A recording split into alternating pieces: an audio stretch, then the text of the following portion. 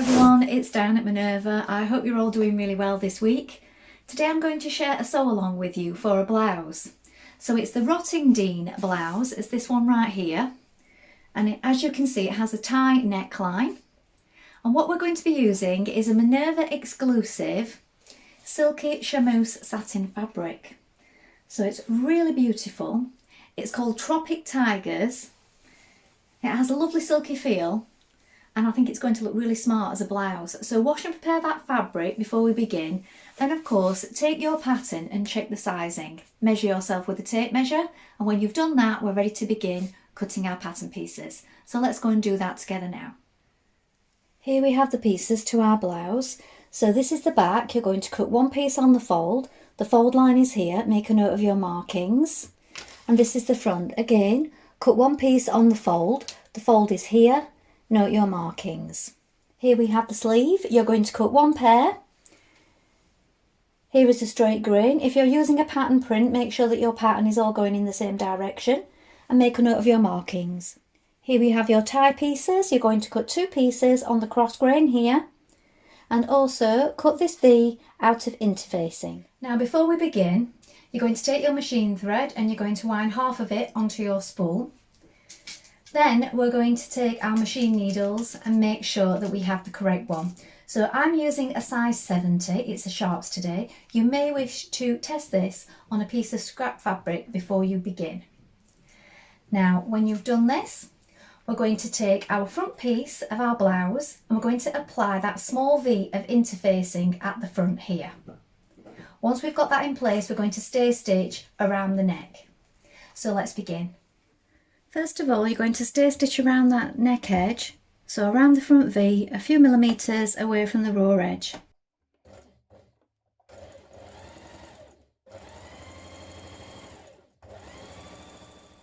Now take your front facing piece, that's this little V here, apply the interfacing to this piece and then fold back the seam allowances, which is 1 centimetre on this pattern, around the edge and along the top like this. Cut away any excess at this bottom point here to maintain the point. Now unfold the parts that you've just pressed back on your facing.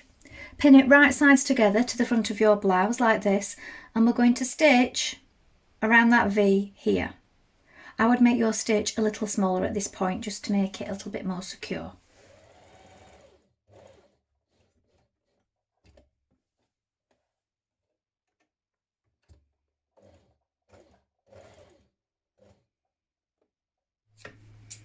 At this point you can just snip into the V just there. Be careful not to cut into your stitches. Now flip the whole facing back to the wrong side of the blouse like this. Tuck back under your seam allowances that you pressed back before so it's neat like this. And I've also just pressed back the seam allowance around the neck here. And then just above the facing, just here, you want to snip on either side. So just here, just above the facing, snip into it. Next we're going to sew in our front darts. So bringing your two markings together here at the side, we're going to fold it. So we've got right sides folded together. We're working towards the point just here, the bust dart, and we're working at a gradual V. So don't come off too suddenly as you do this. Take your time, come off at this point here. We're going to run off and let our threads run free.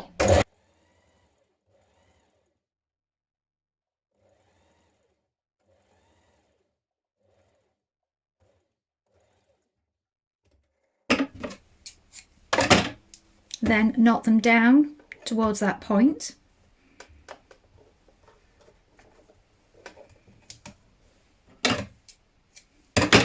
Press your dart flat and repeat on the other side.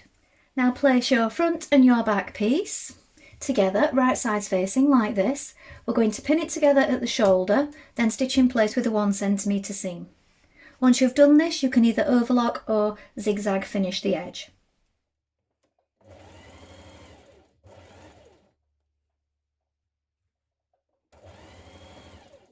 Now stitch the flat edges of your tie pieces together, right sides facing, with a 1 centimetre seam.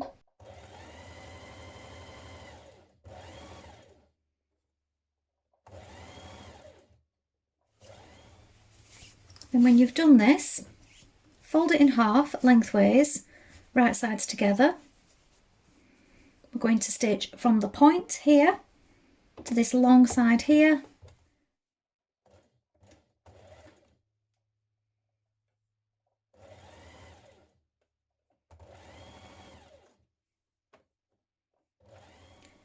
So when we stitch along this long straight edge, we have 2 notches on this straight edge, and we want to sew to the one nearest our point at the end.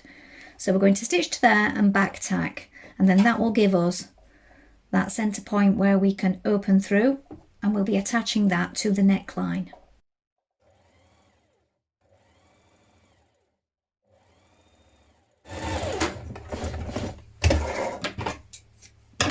And then repeat that step on the other side of your tie front. Now with right sides facing, you're going to pin your tie to your neckline. So we're lining up the centre back with this central seam at the back here of the tie. This notch here wants to line up with your shoulder point, so make sure that your shoulder point is pressed towards the back.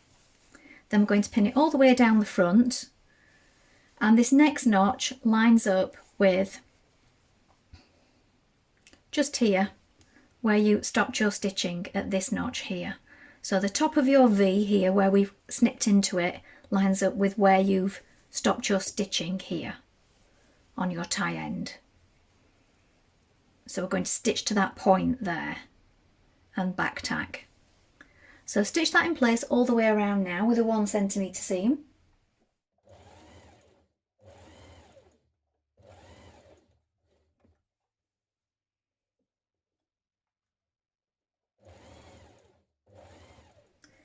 Now take the outer edge of the tie and we're going to fold it back like this 1 centimetre, so that's your seam allowance. Press it all the way around. Then we're going to fold it so that we're enclosing the raw edges inside like this. Now you may find that you want to do this with hand stitchers. If you're doing it on the machine, make sure that you pin it first of all. So you want to line up all those points again. So the points where you have your notches. So here to the shoulder point. Here's my notch, here's my shoulder point. Pin it in place.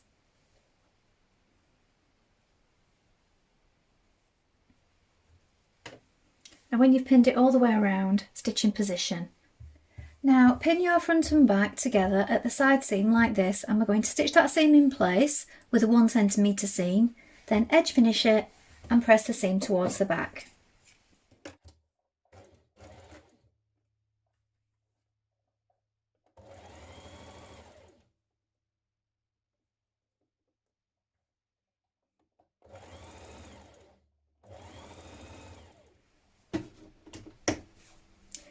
Now we're going to stitch a tiny hem round the bottom of your sleeves. So I've overlocked it first and then turned it up. Alternatively, you could do a tiny rolled hem.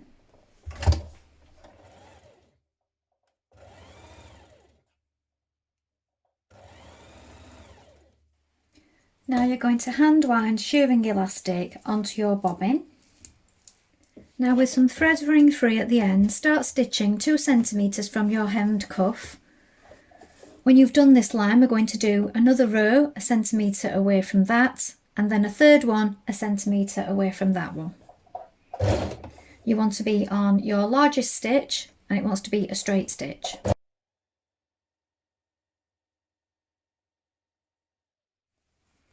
Now the shearing will naturally pull in and gather, but you can pull on it further to adjust it. You want to get it more snug to your wrist. So do this now and then repeat these steps on the other side. Now sew the underarm seam of your sleeves and then overlock finish them or zigzag finish them.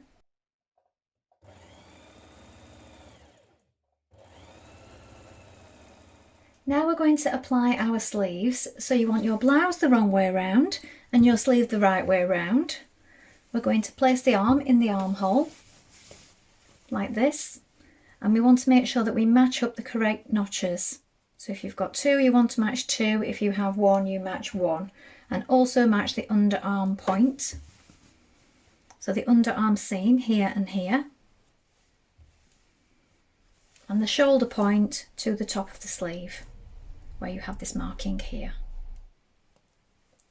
Now finish pinning it the remainder of the way around and then stitch in place.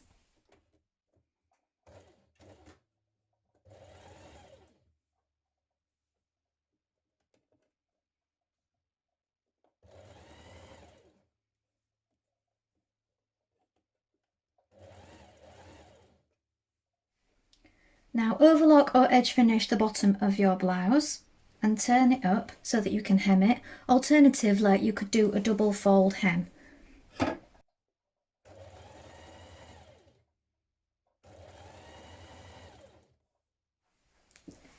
So here is a finished blouse.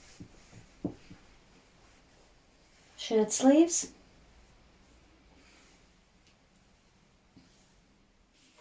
Well, I hope you've enjoyed sewing along with me today and making this blouse. I think it's a really pretty blouse and it works really well with this particular fabric. Please let us know in the comments below if you've made this pattern before, and remember to include any photographs. We love to see what you've made. Now don't forget, you can take a look at the Minerva Craft Club and get 10% off all your orders for a whole year, and of course create a free account with us to join in with our sewing community. It's a wonderful place to gain some inspiration and think about what you might like to make next. That's all from me for today, but I hope to be back soon with more sewing inspiration for you. Thank you so much for watching. Bye for now.